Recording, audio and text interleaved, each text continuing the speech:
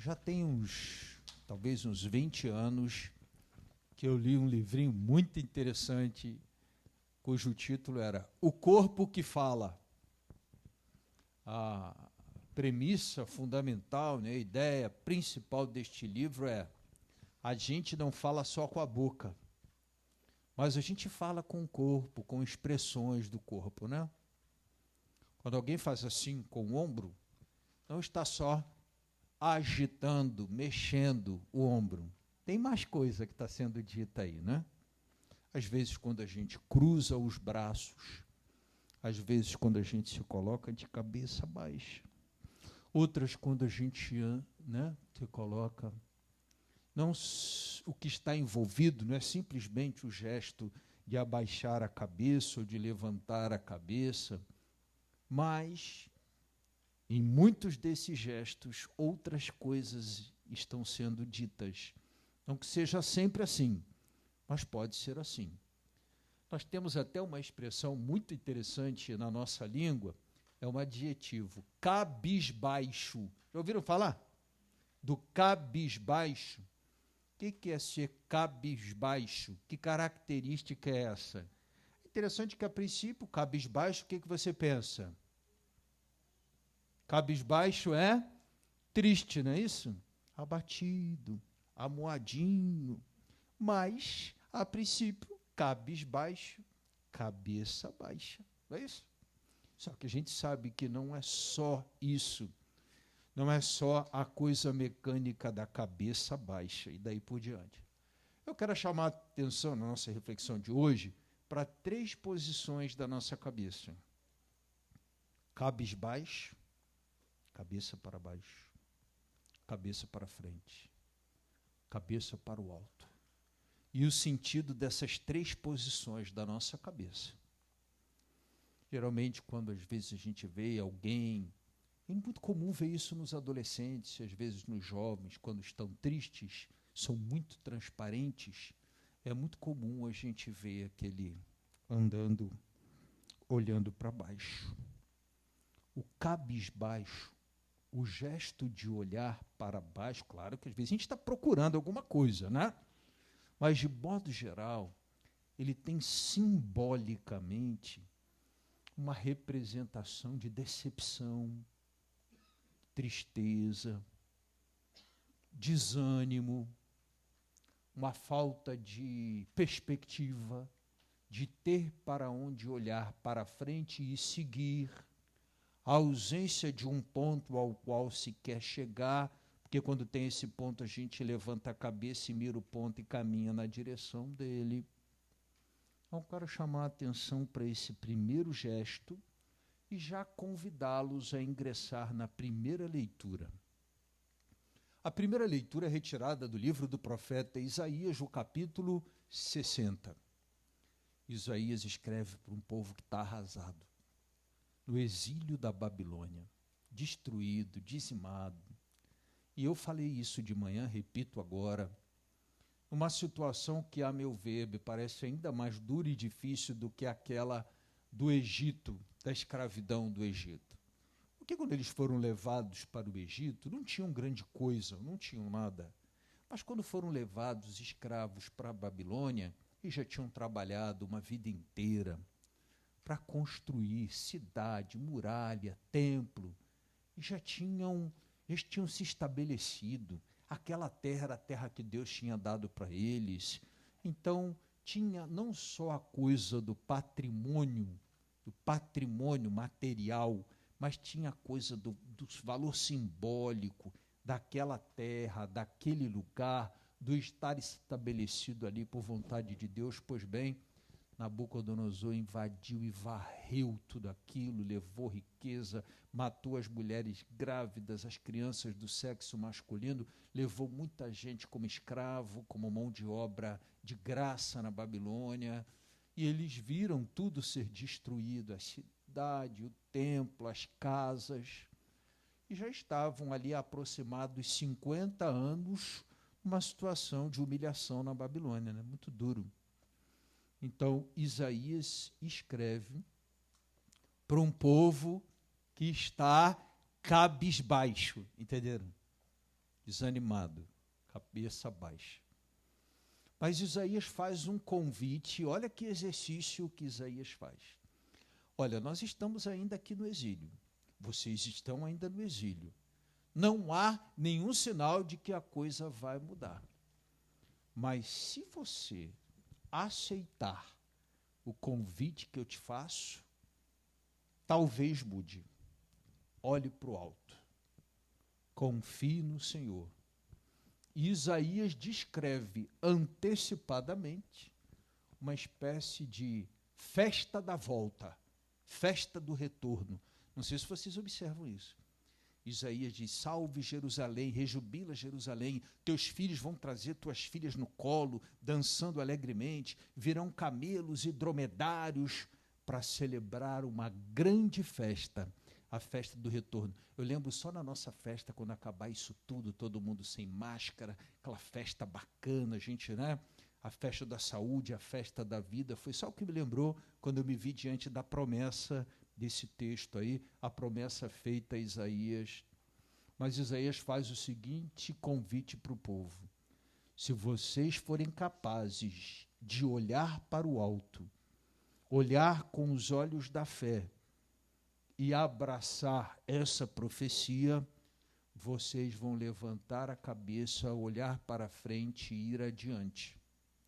Ou seja, sair daquela posição do estar cabisbaixo, desanimado, sem sentido, sem perspectiva, só seria possível se eles olhassem para o alto, ou seja, se fossem capazes de acolher aquela profecia com os olhos de Deus, que permitiria a cada um deles trazer para o coração a certeza da volta e abraçar e crer naqueles detalhes que Isaías estava dando da volta, de como seria a festa da volta. Entenderam direitinho? Todo mundo me acompanhou?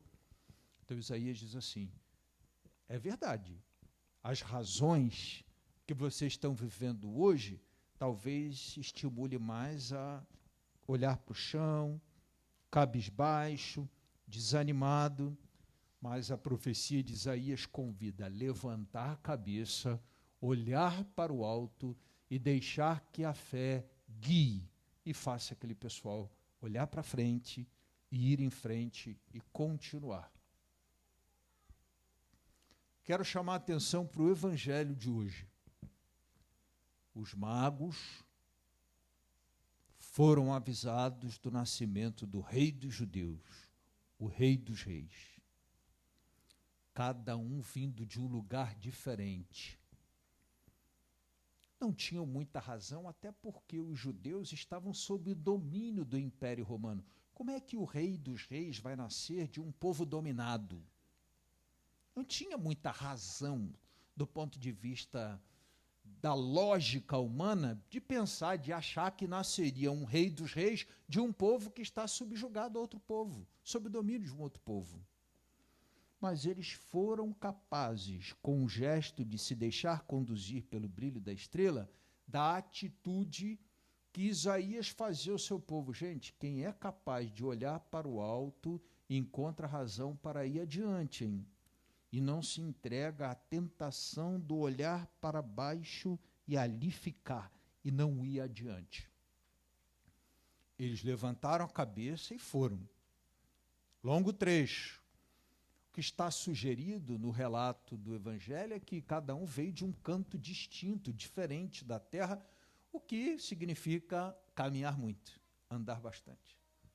Num dado momento, próximo à entrada de Jerusalém, talvez eles tenham abandonado a razão pela qual eles tenham chegado até ali. Olharam para o alto e aí ouviram: é um tal rei dos judeus que vai ser o rei dos reis.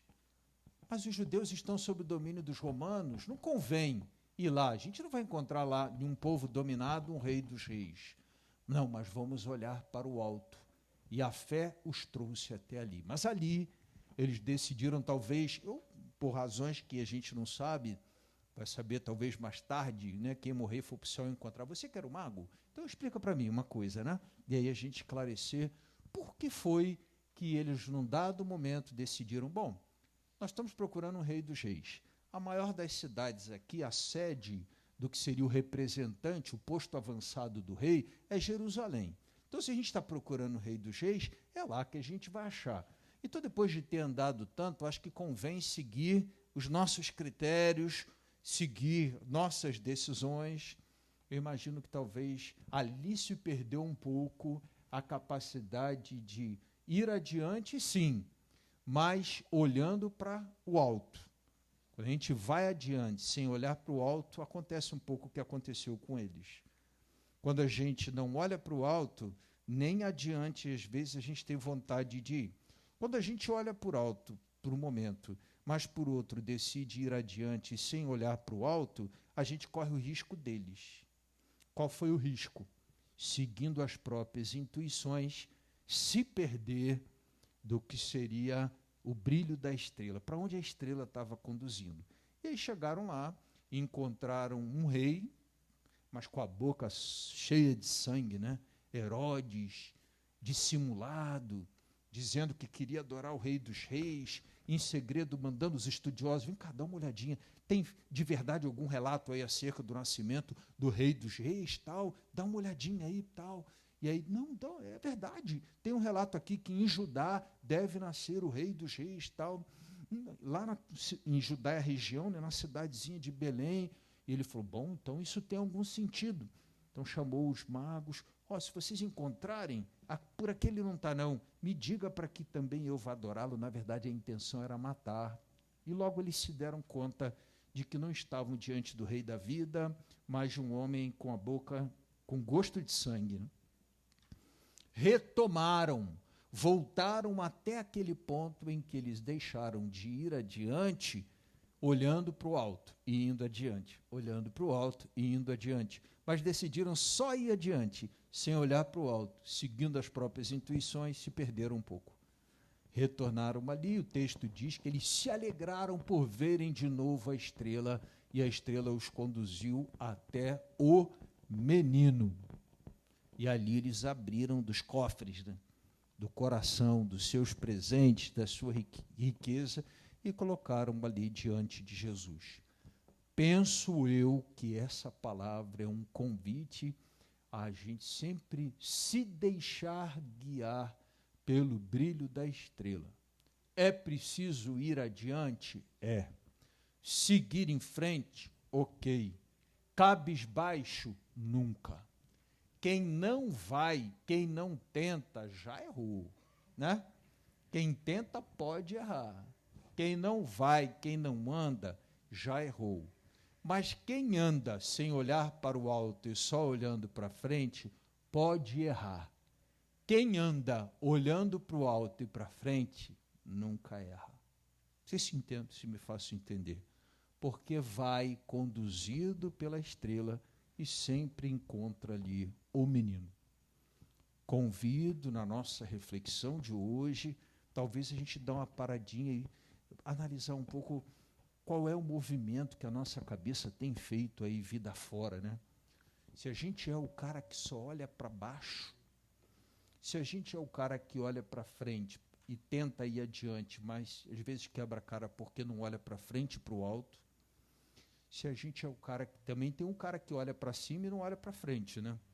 Esse cara, São Paulo diz, olha, fiquei sabendo que tem uns caras aí entre vocês que não querem trabalhar, ficam olhando para o alto, vendo o Senhor, dizendo que o Senhor vai voltar, esperando o Senhor voltar. Vamos lá, vamos trabalhar, vamos tocar o barco. Né? Caminhar é sempre preciso, né? Andar, olhar para frente e olhar para frente e para o alto, para frente. Entenderam essa dinâmica? É o que está sugerido, talvez, na nossa reflexão de hoje. A gente olha para a estrela e ela nos faz avançar um pouquinho, a gente olha para a estrela e ela nos faz avançar um pouquinho. O meu período do quartel, acharam que eu ia terminar, né? Terminei não. Meu períodozinho do quartel tinha um exercício muito interessante que a gente fazia. Eu não gostava muito não, sempre me dava mal. Mas eu sempre tinha um cara bom, eu dava força para o cara para ir bacana, chamado orientação. O Vitor, filho da Paula, ele é atleta de orientação no quartel. O que é esse exercíciozinho de orientação? O cara recebe uma bússola, recebe o azimute, que é o ângulozinho da posição que ele está, da bússola e tal, ia largado. Eu lembro que, numa das vezes, botaram num caminhão fechado para a gente não decorar o caminho, e você é largado lá num lugar à noite para que você chegue até o outro dia de manhã usando o azimute da bússola. E aí você vai... Mas é interessante como a gente avança para não se perder. Fica um camarada aqui com uma linhazinha, não pode fazer barulho, não pode, né? Porque na guerra, por exemplo, fizer barulho, morre. Acender cigarro, morre. Né? Tem que ter uma disciplina de luzes e sons e tal. E aí é assim, ó, você fica aqui num ponto, e aí o camarada estica uma cordinha, alguma coisa, até um outro ponto. Observa a bússola, o azimute está bacana, aí a gente vai na linha e avança até aquele ponto. E assim a gente vai ganhando terreno, pedacinho, pedacinho, até chegar lá no nosso... Mas se não tiver o cuidado de olhar a bússola, cada vez que se vai fazer um deslocamento, saiu um pouquinho do ângulo do azimute, daqui a 1.000 metros ou um pouco mais, você já está completamente fora daquele que é o seu ponto de chegada, porque saiu um pouquinho. Eu acho que esse exercício sugere de orientação um pouco como deve ser. Olhar para a bússola é olhar para o alto. E depois a gente desloca, né? Olha para frente e vai. Mas tem que olhar para a bússola. Senão a gente pode se, né, perder um pouco. Olhar para o alto, ir adiante. Olhar para o alto, ir adiante. Olhar para o alto, ir adiante. É o que está sugerido aí, talvez, na nossa reflexão de hoje. Tá bom?